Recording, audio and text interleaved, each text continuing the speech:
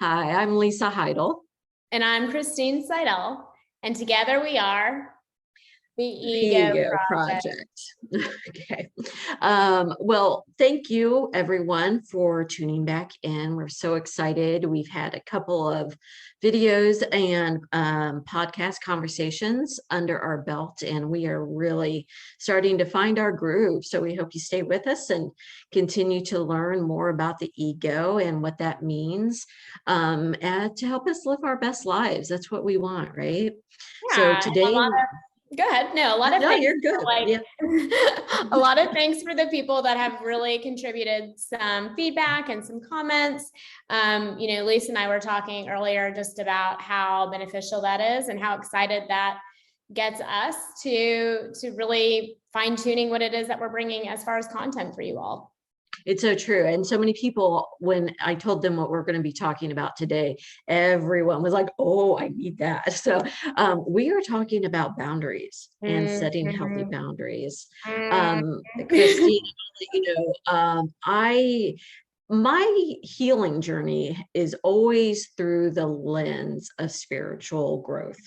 And always has been. It's just how I navigate the world, and I always look at the lessons that I can learn and how I can be a better me, a better Lisa in the world. And I have to tell you, my work around boundaries has been the hardest work I've ever done. Yes. And the most important work that I will probably ever do. And that's how it works. The hardest work is always the truest and the most important work that we need to do. And that's if we see and feel that it's hard, we know that it's true and we know that it's needed. Yeah. Oh, that's good. And there are times when I'm like, one, I don't understand what boundaries are. And then there's other times when I'm learning that, oh, that's not a boundary. That's a wall. That's me not wanting to be vulnerable. Exactly. And learn and trying to figure that out. And then I'm like, oh, there's such a thing as porous boundaries. Like, oh, there's so much to this. So let's go ahead and get started. I have questions for you. Once again, please put your comments in here when you hear, a boundary, does aspect that connects with you, resonates with you as well. All right, so we're going to go ahead and get started.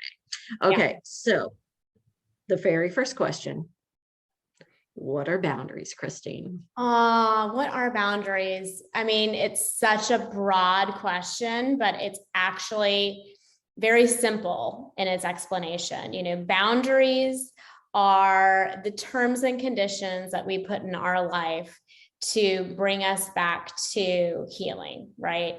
So boundaries are really, and I love that you brought up the spiritual component of it, right? Because boundaries are the things that when we don't have them, we feel the wounding, right? So last time we talked about the wounding ego and how the wounding ego feels and processes that feeling to be a truth statement, right?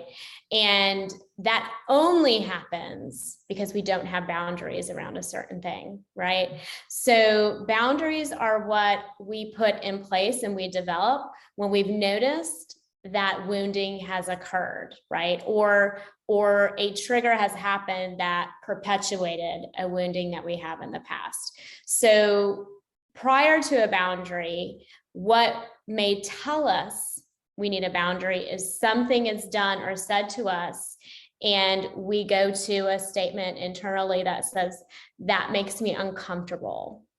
That feels hurtful.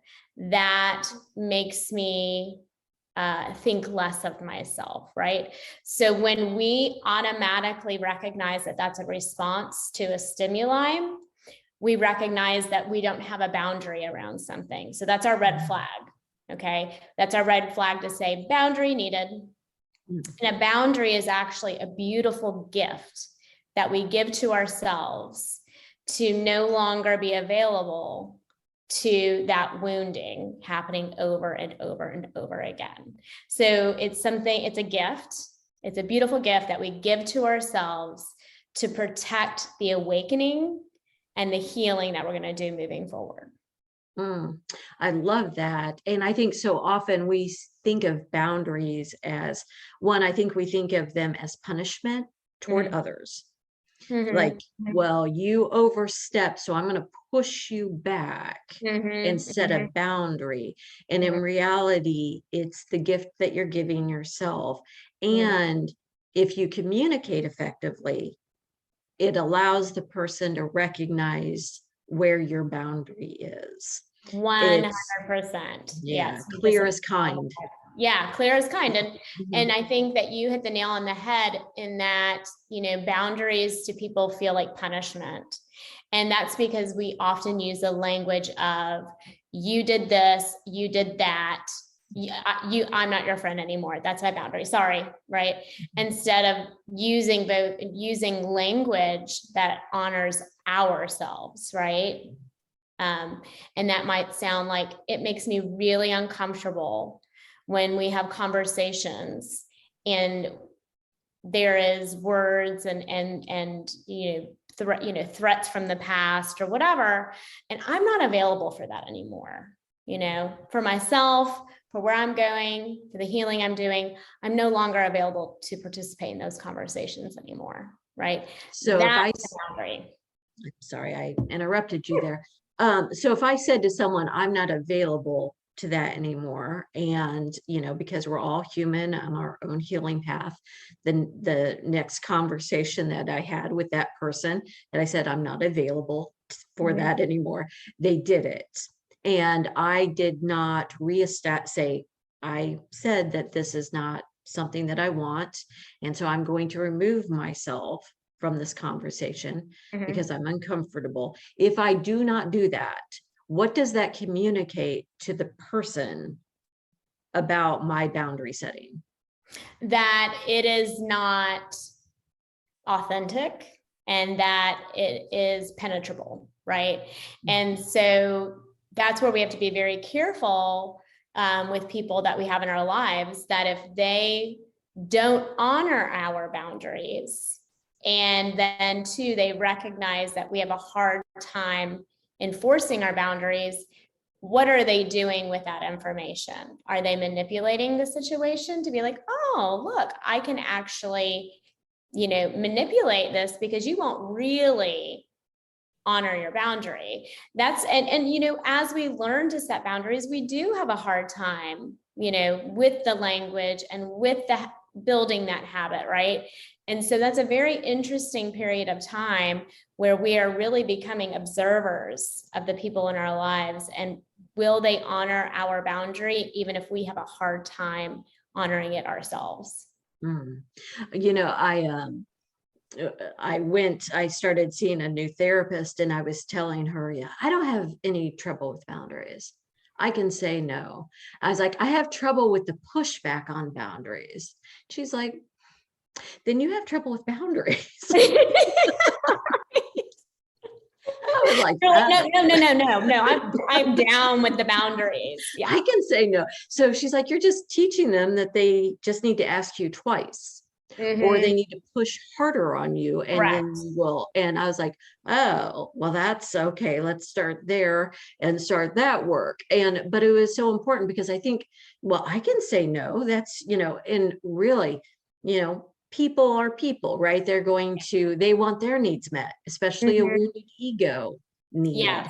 And they'll find a way around, right? And you have to, so that's why it's an agreement you make with yourself. Correct. Okay. And a loving boundary isn't just for yourself, but it's also for the relationships that you do want to work on, right? And typically when we notice a boundary needs to be established, it's not because we can't stand this person and we think this person is a horrible person. I mean, if that's the case, we're going to be like, you know what, blocking your number. You are no longer in my life, right? It's communicating things to relationships where we are hopeful that growth and healing can occur. And so it's not only a beautiful gift to yourself, but it's a beautiful gift to them. And that's why we have to be really mindful of the language we use when communicating our boundaries, that we don't project blame, shame, and judgment on them, because again, they may be operating from a wounded ego as well, right? And we want, spiritually, we send out light and love to everybody, right?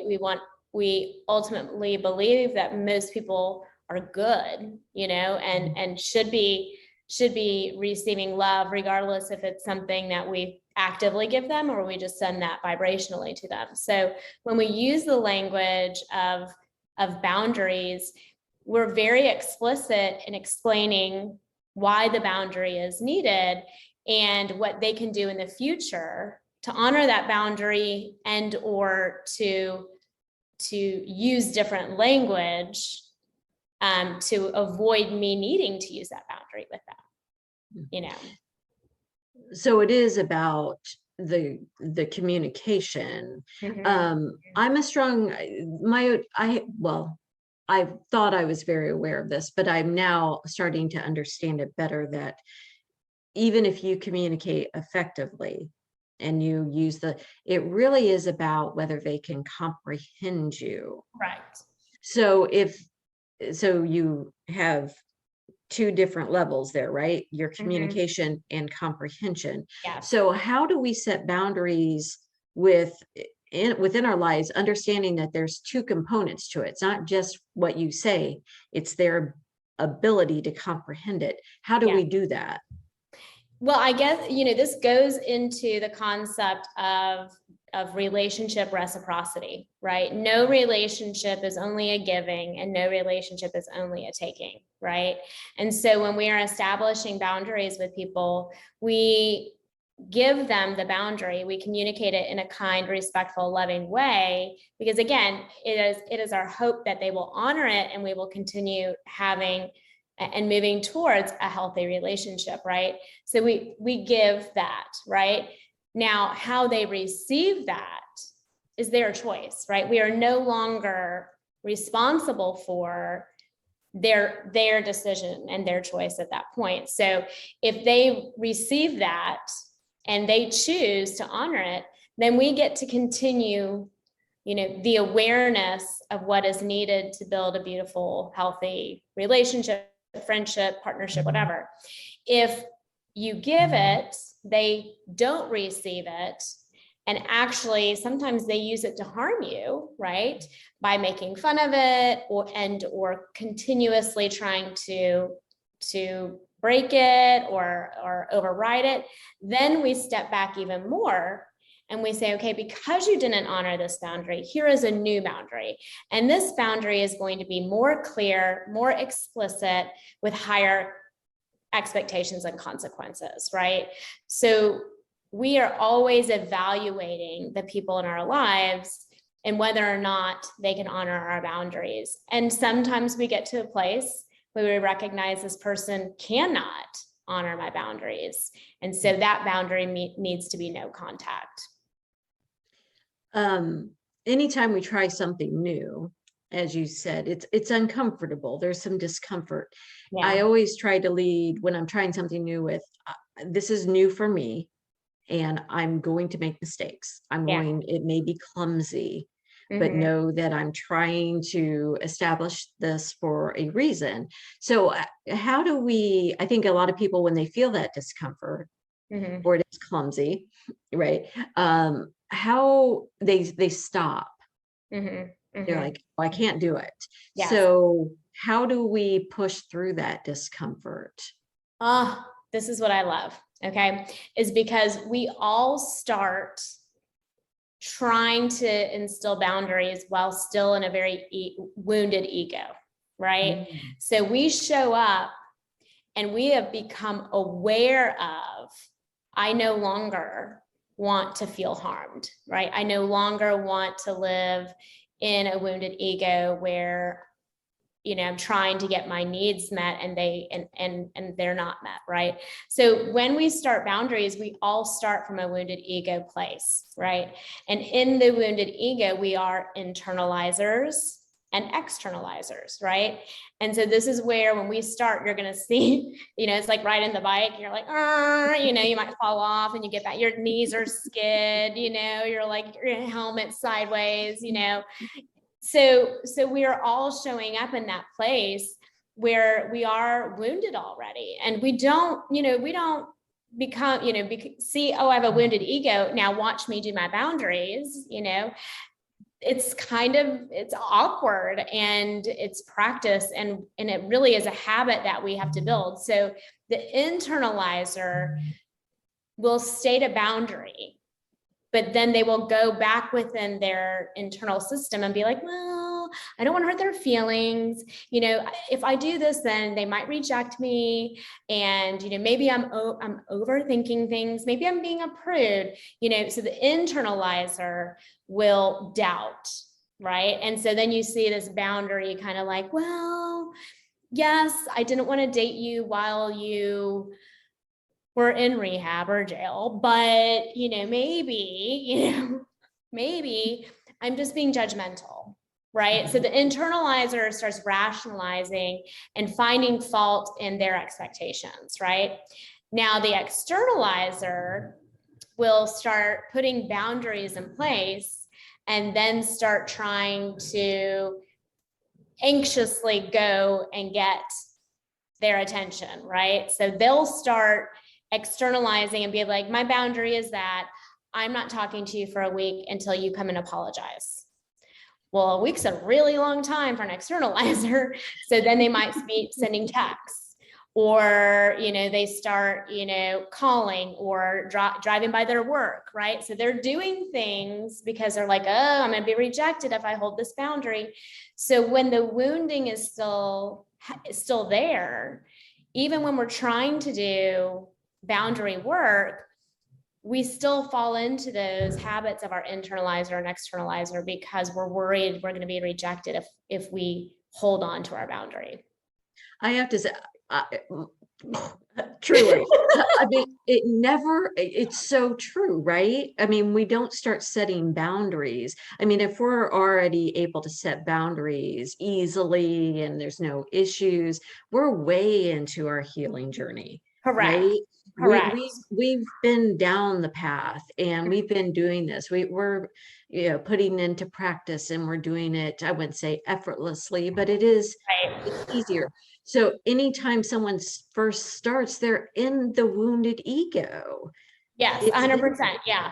Yeah. Oh, that's so amazing. And it really does, when it makes you, knowing that makes you more gentle with yourself, but also more gentle with others. Absolutely. Absolutely. And, again, we are all working towards getting to that place where we are more self-actualized, right? Where we are most in alignment with our true self. But that is this building process, right? You don't go from awakening and awareness to self-actualization. That is awakening and awareness is like this short period of time, and it's beautiful because you're like, whoa, that's amazing, right? It's after that point that you're actually doing the work. You're practicing the skills. You're having the ups and downs of, I'm so proud of myself. I honored my boundary. And then next week you're like, oh, I let them call me, or, I went over to my mom's house again and she said that thing that she knows bothers me, so we're just constantly trying to build up that tolerance to be able to do that for the long term. So what are the benefits of setting healthy boundaries for yourself and for your relationships? Mm-hmm. Well, again, setting boundaries are calling us back to our true self, right? And we are only able to live our best lives when we are most in alignment with our true self, because that is ultimately our connection to the divine, right? Like we talked about last week, when we were born, we were nothing but good and beautiful and amazing, right? And it wasn't until we were told we were not that we started feeling pain, and we started feeling rejection and abandonment. So, getting back to establishing those boundaries is really getting us back to our true self, which is where we can be seen and heard and loved for who we really are. And other people doing that work means they get to be seen and heard and loved for who they are. And that's where you get real intimacy. Well, as we established the last time, I openly admitted that I'm an internalizer, Mhm. and Hello, the I'm world. Christina, I'm an internalizer. And so I so recognize Mhm. that aspect where I go back in, I start overthinking, and I'm also empathic, so I start feeling their disappointment or Yes, imagining that I yes. start mind reading. Well, they must Mhm. think this about me, or and so a lot of the continued damage of the relationship is happening Yeah, inside of me. correct, Kids are correct, yeah. happy. I mean, they're, out there playing golf or, Yeah, yeah, on they're their like, boat. "Listen, the Time. boundary wasn't held, I'm not doing anything wrong," right? Yeah. And so, can you talk a little bit of with how we recognize when someone is setting a boundary, someone that we care about is setting a boundary, Mhm. whether they're an internalizer or an externalizer, what does that look like for both so that we can recognize it? Or is that our job to recognize it? I would. Yeah, it's not our job to recognize how they're processing their boundary. When we are receiving the boundary that's been communicated to us, it is only our job to honor it. That's it, Mm, right? And that's, I think, what is so beautiful and simple about boundaries is that we don't need to know the why, the, actually, the more questions we ask about somebody's boundary, the less respectful we are being about it, right? mm, Because in that questioning, we're projecting judgment, which makes people feel ashamed, right? Well, is there something wrong with me for having this boundary? And that's not okay, right? That's not a loving gesture within a relationship. And so when somebody communicates a boundary to us, whether we agree with it or not, we honor it. If we love that person, if we want to continue a relationship with that person, we honor it, right? And it is not our job to figure out how or why or anything like that. It's okay for us to check in and say, hey, am I doing okay with honoring your boundary? What else are you maybe needing, or am I doing too much of it? Like, give me a little read on how I'm doing with your boundary. That's a beautiful, like, loving gesture to give to somebody. But all we do is we receive it, we appreciate it, and we honor it, and let them do their work, because with that work, they are growing themselves, right? So, well, that's yeah. so good. Mm-hmm. Thank you. So the person I am today is not who I was a year ago, Mm-hmm. 6 months Mm-hmm. ago, definitely not 2 years ago. Yeah, Right, right. no one Yeah. is after everything we've been through, collectively. And then, of course, decades ago. So boundary setting requires negotiation sometimes, right? If you're Mm-hmm. in a relationship, your needs change, their needs change. So what happens when a boundary needs to be renegotiated? Right, right. Can you talk a little bit about that process? Yeah, so I think if it's the person in the relationship where the boundary has been communicated to, like, hey, I really need you to do or honor X, Y, and Z, right? And that person is sitting with that boundary and is getting some mixed messages, and or is feeling like something's not authentic, or that the boundary is actually harmful to the relationship. It's okay for them to come and say, hey, listen, it's been a couple weeks. I know you said this was a boundary that you needed, but I'm noticing that we're not actually getting better, or I feel like our relationship is actually being harmed. And so what is it that you've kind of come to terms with through holding this boundary, right? So it's okay for us to revisit boundaries, especially when we notice that boundaries are to be healthy and not hurtful. And so that's when that's happening, that's typically somebody being guarded, or they are building a wall up, or they don't want to invest in vulnerability and intimacy, right? And maybe because when they have tried boundaries in the past, there's been harm, so they don't know really what a real boundary sounds like. What does a healthy boundary look like? So, I think kind of like what I said before, a healthy boundary, again, or a boundary, when we know we need a boundary, is when we receive something, whether it's through words or actions, and we have an automatic sense that, oh, that makes me uncomfortable, or that really felt disrespectful, or that was something that, my values don't align with, right? And we communicate it, right, in a kind and respectful way.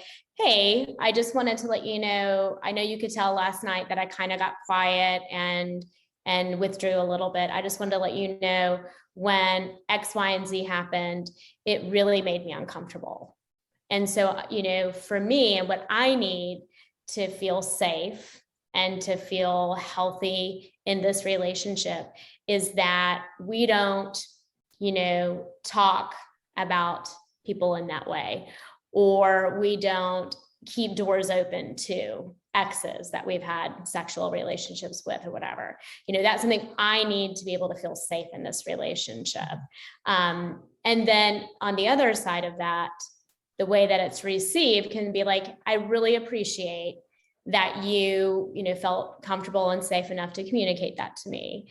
And I, of course, want you to feel safe and in this relationship. And so, tell me the people that you feel like are not appropriate to talk to, and we can figure out a way to navigate that. Right. So what you saw was like this reciprocity. Mm-hmm. So what happened? What if you are in conversation with someone, like as the example that you're giving, and your value is not to close the door, that it's an important relationship that has evolved into a friendship that matters. Right. How do you, as an example, and then the other partner was like, no, it's, you cut off and there's no communication. How do you navigate that? Is it I mean, that's a big topic, but it matters, the boundaries in relationships. Absolutely. In order for both partners to feel seen and heard and be able to grow and thrive. How do you navigate that? And so I think that's a great example, because oftentimes when we want to communicate our boundaries, we want it to be like, bar none, this is it, like A to Z. And really, in relationships, it doesn't matter what kind, you do have to have room for a compromise. You do have to have room for perspective taking, right? So in those moments, I think it's a good thing to say, especially if you're the one that was given the boundary, to say, hey, listen, I would love to know more of what about these relationships make you feel uncomfortable, right? Let's dig a little bit deeper. It may be that person may have been cheated on, in past. So this is coming from a wounded place, and it's being projected into this relationship, right? And so sometimes we come up with boundaries that are hard and fast, but are also not appropriate for the people we're with now, right? So it's okay, as we're learning boundaries, that maybe we do become very specific and finite in communicating with them, or communicating them, but we also sit with the other person so that they can help process through, is this the discomfort, or is it something else? And that's where you can really kind of, again, have very helpful, healthy conversations and come up with a boundary that is appropriate, right? So it may be like, okay, so the solution to this is that, you have access to the communications we have, and we only do things in person when we're together, right? Okay, that boundary feels safe for me, right? And so that's where growth can happen, and that's where we, as the givers of boundaries, recognize that boundaries don't have to be black and white, right? Because of our past, they can be different with the new people that are in our lives. So some flexibility in there. And once again, communication and comprehension. Exactly. They are twins. They have to work together. They do. They're besties. Yeah. Well, and, that's a huge topic, and it's a big Mhm. topic, one we will be discussing in the future when it Yeah, comes to the ego and navigating the ego in relationships and all that good right. stuff.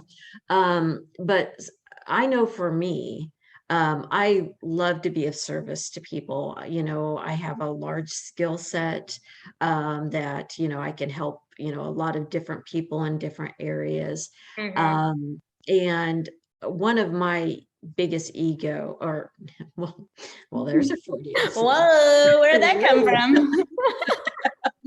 One of my biggest boundary issues is being able to give to myself Mhm. Mhm. and as well as to others. And Mhm. I get so out of balance. Yep. And for me, the canary in the coal mine, when I Mhm. know that I am definitely having boundary Maxed issues, out. Yeah.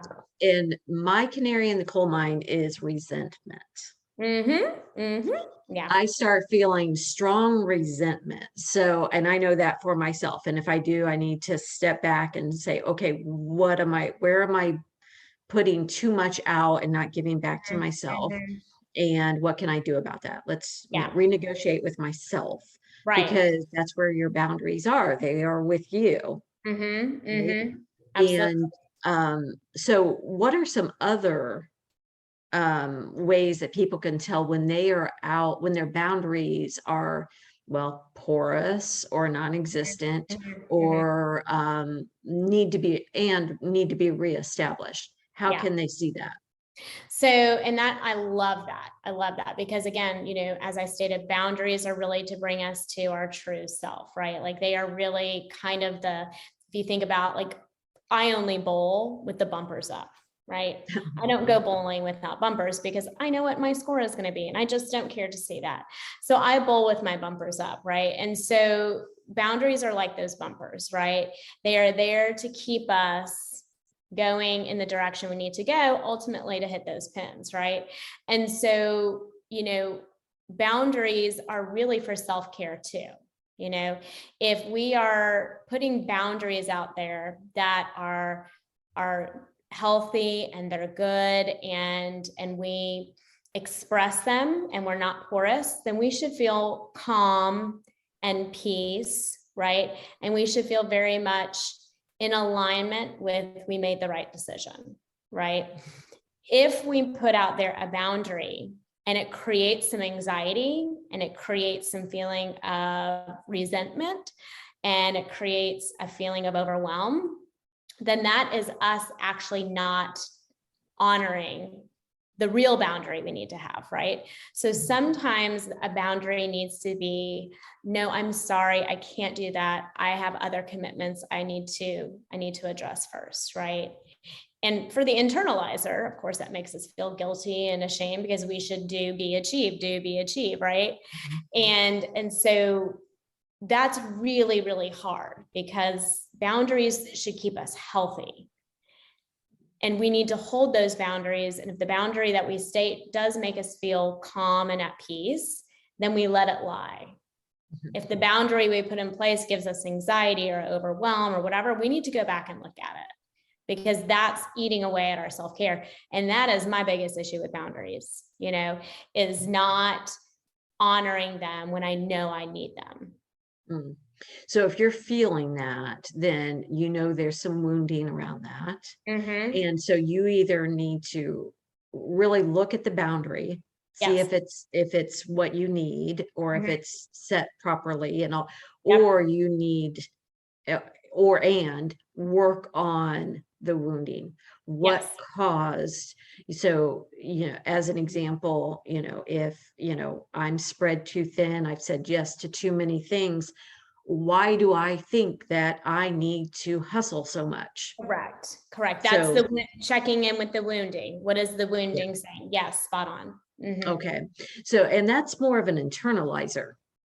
Yes, and for an externalizer, what they may do is, they may set a boundary, and then be like, no. So maybe let's just relationships are a great opportunity to talk about boundaries. So maybe the boundary is like, Yes, we're in a committed relationship. That means that we're not giving attention to so-and-so or such and such.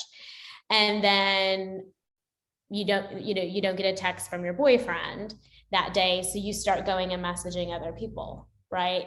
It's like, well, wait a minute. There was a boundary that was put in place that I'm not honoring, but it's because I'm worried I'm not getting the attention I want from my person. So I need to go get it somewhere else. Right.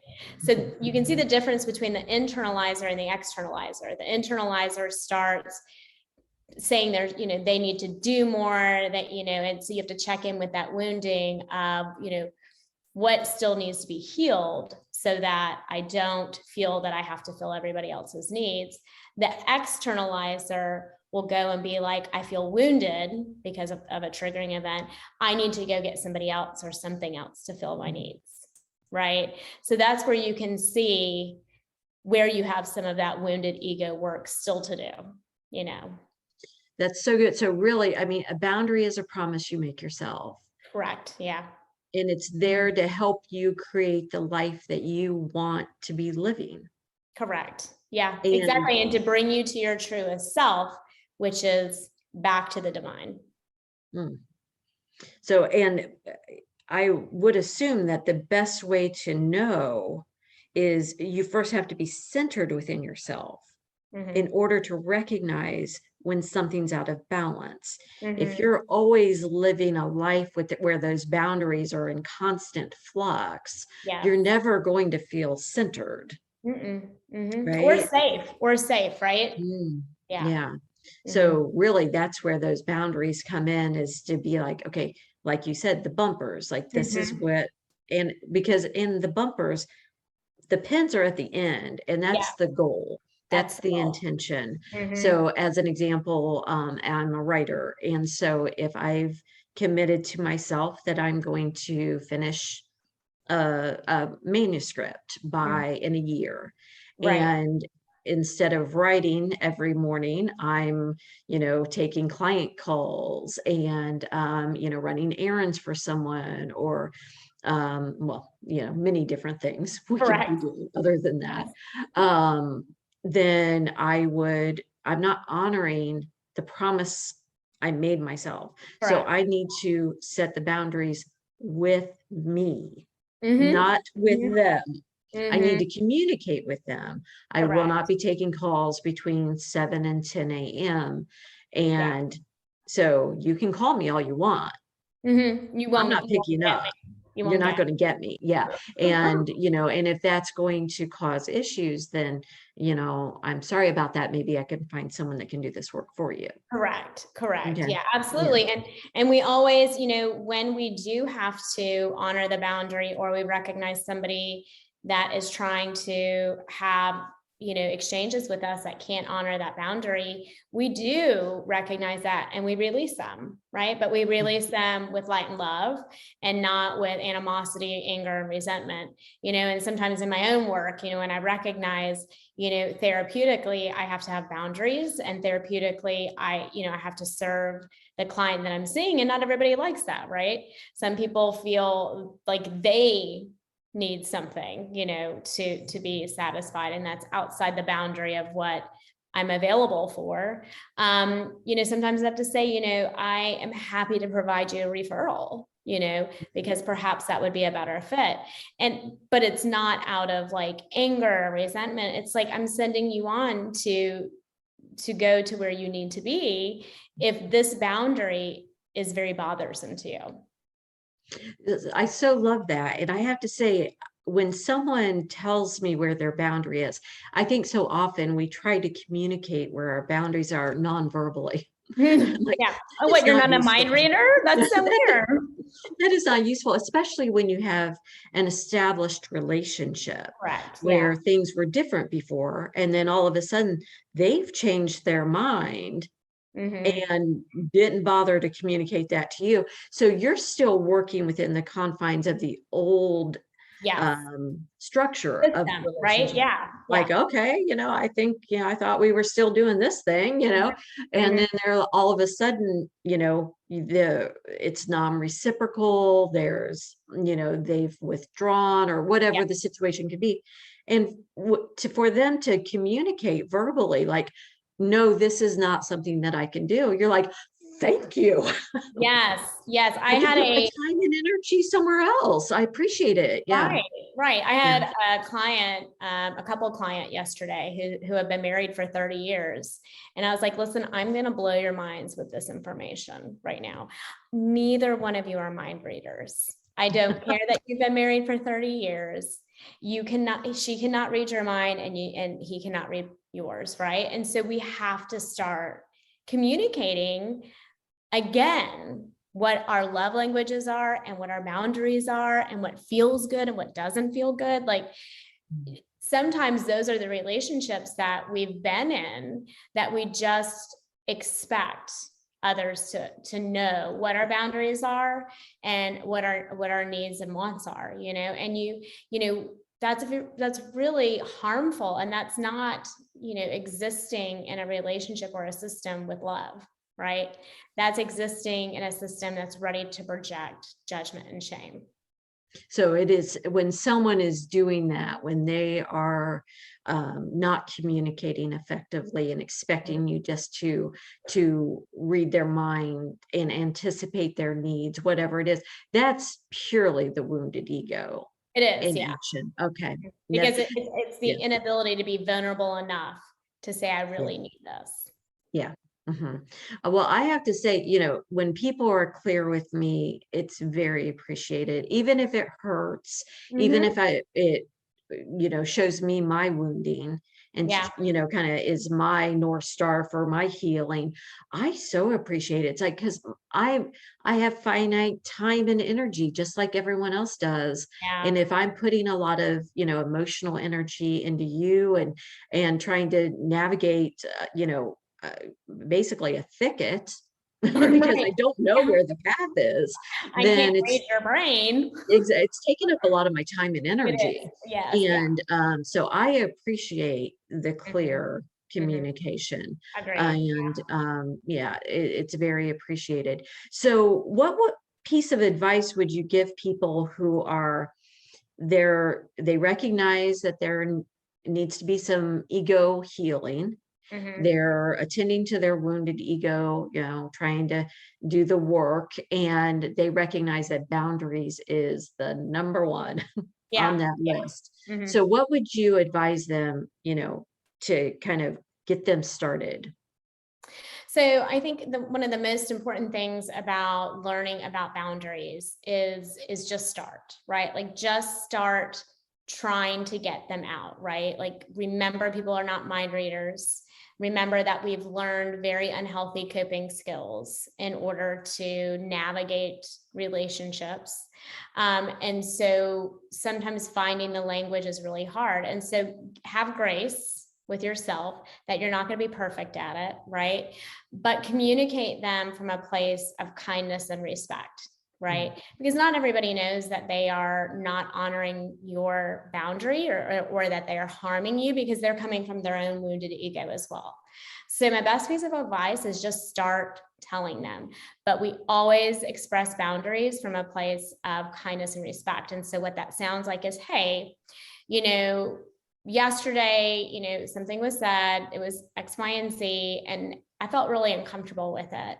And I don't know if you were trying to be harmful or hurtful, but it's something that I'm not really comfortable with.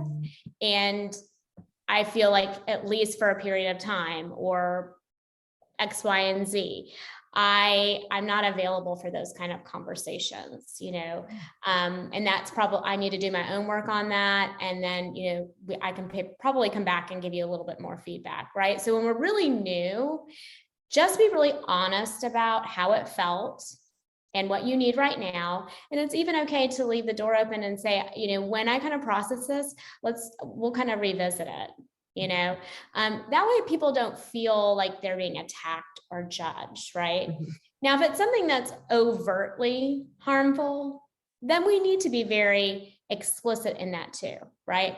Hey, when X, Y, and Z was said, that was really, really hurtful, and I'm not available for that. So if that's something you're going to choose to do, I'm choosing not to be around you, and it can be that simple. Mm-hmm. I think that's so great. And I think it's also for me with my boundary setting, when I have allowed it to go unchecked and I've, started to feel overwhelmed and stressed. And once again, the resentment starts to build. I remind myself that this person or these people that I've been doing this with, I've been telling them yes when I meant no. Exactly. Right. And that's on me. Correct. That is 100% on me. And so that's where my grace starts is, I inadvertently lied to you. Yes. Really. I mean, I did. That's my accountability for that. And so moving forward from now on, when I give you a yes, you can trust that that yes is coming from an authentic, honest place. Yeah.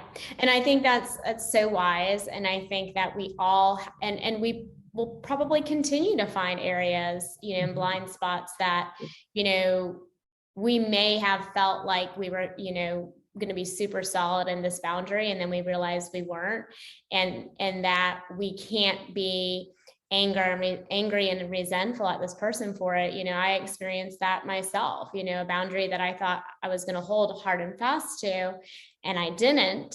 And yet I was projecting a lot of anger and resentment about it.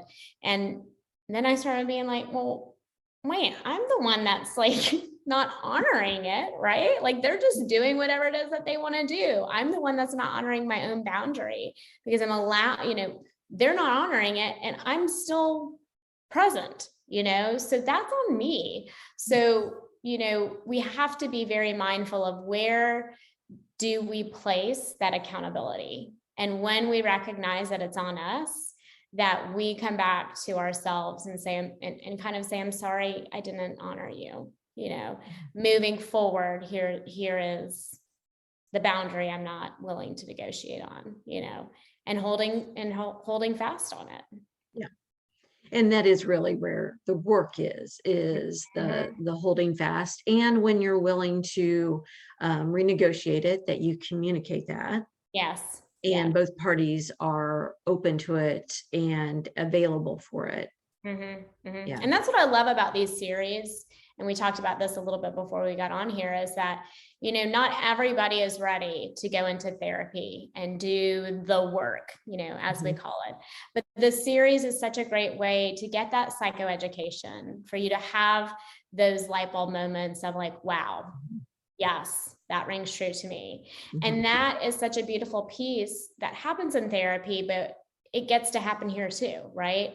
So we get to get the awareness and the understanding of where we are, so we start here and we grow a little bit in this awareness.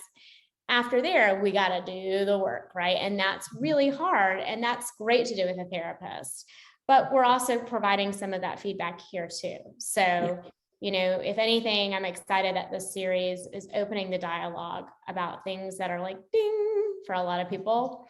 And it starts them on that process of coming back to a healing place.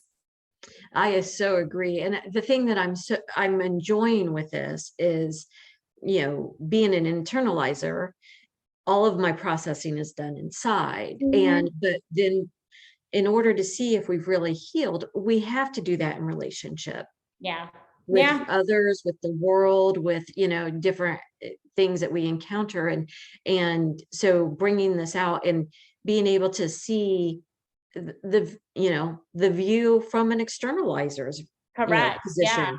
I'm like, I was like, I didn't even understand. I thought they were stalking me. Right. It's like, no, they're just externalizing. Like, exactly. And please, not making jokes about stalking. If you have a stalker, address that and get some support with that. But definitely, I mean, it makes you see the world from, other people's viewpoints. And their own experience from their own wounded ego, And I think that's, what's awesome is as we move into the next series, into the next episode, we get to see, what do we do when boundaries haven't been honored or harm has been done? Like, how do we move out of that phase of a new wounding, right? How do we move into acknowledging and repairing relationships that we do want to invest in? Because we're not perfect people, right? Myself as a therapist, I harm, right? I don't honor boundaries all the time. I say things, I do things that can be hurtful. How do we be humans, have boundaries, not always honor them, but still move on, So. Oh, that's so good, because I think that's so important as a reminder that this is a journey. We are on a healing journey, and not all of our wounding occurs in childhood. A lot of it does, especially when we reenact those wounds into adulthood as we're healing it. But there is space for healing and growth, and not all relationships are doomed to be roadkill, basically. I mean, they can be salvaged, and not just salvaged, but when you're vulnerable and you trust someone, and then you build on that, they can even be stronger. Correct. They can be even better than you ever imagined that they could be, as long as you're both willing to do the work. Yeah. And make the authentic repair. That's really when wounding occurs. Authentic repair is the only thing that will mitigate that harm. Oh, that's beautiful. Yeah. Thank you so much. Is there anything else that you want to add about egos? No, I mean, my goodness, we can go on, and we will go on about ego forever. And boundaries, exactly. Because yeah. So we have so many fun people coming on, and perspectives that we're bringing in. And I know it's been the two of us, and a lot of psychoeducation and personal experience, and but I'm really excited as we grow, and as we have people who have been requesting to come on, the new perspectives and insight that our watchers are going to be able to be privy to. I think it's going to be so good. And we just really tell us your boundary issues, put them in the comments. Let us see inside your ego wounding where boundaries is concerned. And please share with us ways that you've learned to navigate them. That's always interesting as well. I know I learned so much by hearing other people's experiences and how they learned how to navigate that. And so please share that. Once again, please share the videos, like and comment, and subscribe. One of our goals is within the next 2 months to have at least 100 subscribers. So if you can just hit that little subscribe, it's free. All it does is it lets you know when we've loaded another video on, and plus it helps us reach more people through YouTube. We will be turning this into a podcast. I know a lot of people was like, well, I can't watch you right now. And I was like, well, you listen. You can look at us. Listen. With the podcast, it takes the viewing off the table. It saves your battery on your phone. That's true. And we're working on that, and we'll be on multiple different platforms. So be looking for that in the future, not too long. Well, Christine, as always, I love our conversations. I think boundaries, once again, it's my life's work. As it is for all of us.